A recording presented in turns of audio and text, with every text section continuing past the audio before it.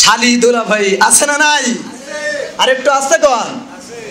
সম্মানিত উপস্থিতি, শালি আর সেদিন শালি থাকবে না, দোলা ভাইয়ের বাইকের পিছনে উঠবে, দোলা ভাইও সেদিন মোটরসাইকেল নিয়ে যাবে ডিশ ব্রেক গলা। কি ব্রেক?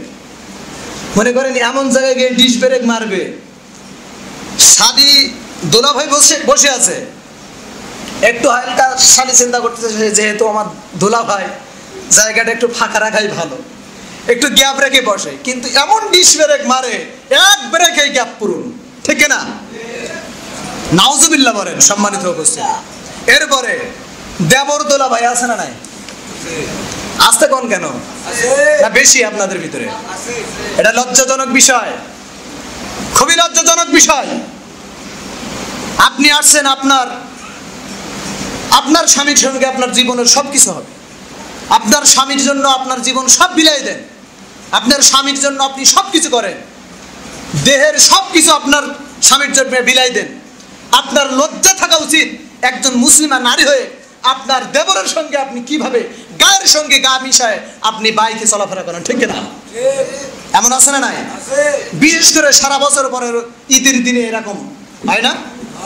এইগুলো খুবই একটি মানে কি বলা যায়, এ সমস্ত ব্যাপারে সময় থাকলে কথা বলতাম, কিন্তু আজকে আমার এমন একটি জুমার দিন যেই দিনে আমি অন্য একটা বিষয়ে কথা বলবো, কারণ আপনাদের কাছ থেকে বিদায় নেওয়ার জুমা হলো আমার এই জুমা।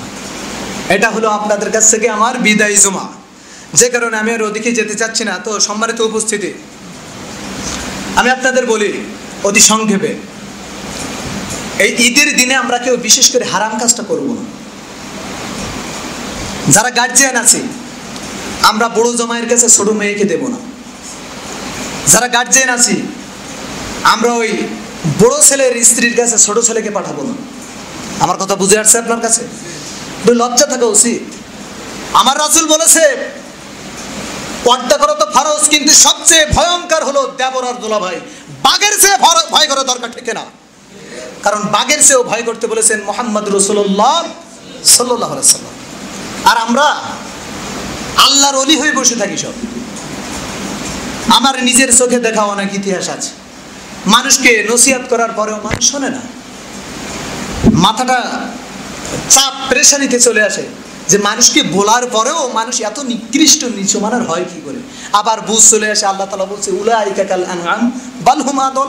কিছু মানুষের তো অন্তর বিবেকে কাজ করবে না, হাজারবার বলবো, কান আছে শুনবে না, অন্তর আছে বুঝবে না। এরা হলো উলাইকা কাল আনআম বাল হুম আদল, চতুষ্পদ জন্তু কুকুর এর চেয়েও অধিক গুণে বা এর চেয়ে নিকৃষ্ট।